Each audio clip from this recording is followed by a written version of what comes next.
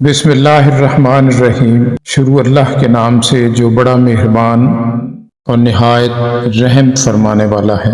بلغ العلا بکمالہ کشفت الدجی بجمالہ حسنت جمیع خصالہ صلو علیہ وآلہ۔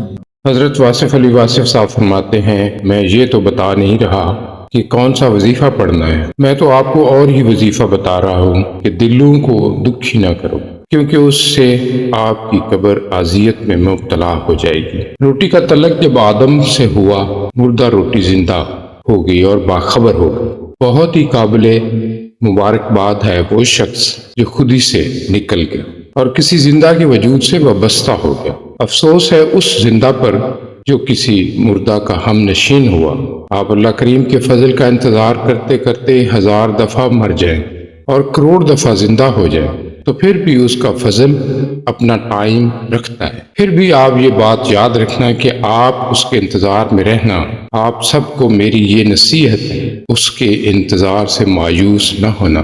پریشانی اس زمانے کو کہتے ہیں جب تمہیں اپنی زندگی ناپسند ہونا شروع ہو جائے۔ جب آپ کو آپ کی زندگی ناپسند ہے تو اور کسے پسند ہوگی؟ یہ آج کے انسان کا سب سے بڑا المیہ ہے کہ وہ اپنی زندگی کو حالات کی کمی و بیشی سے ناپسند کر رہا ہے۔ اس لیے اسے نصیحت یہ ہے کہ اپنی زندگی کو پسند کرے، اور جب تکلیف کی شدت آئے تو اس کو دور کرنے کا طریقہ یہ ہے کہ کبھی کبھی آپ ایسی نصیحتوں اور محفلوں میں جاؤ کہ جہاں آپ محویت حاصل کر سکو۔ محویت خیال کا وہ مقام ہے جہاں غم اور خوشی دونوں ہی بے معنی ہو جاتے ہیں۔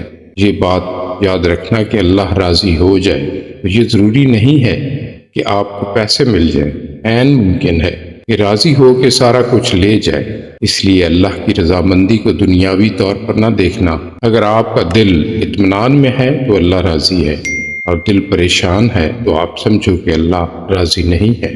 اپنے حال پر افسوس کرنا، اپنے حال پر ترس کھانا، اپنے آپ کو لوگوں میں قابل رحم ثابت کرنا اللہ کی ناشکر گزاری ہے۔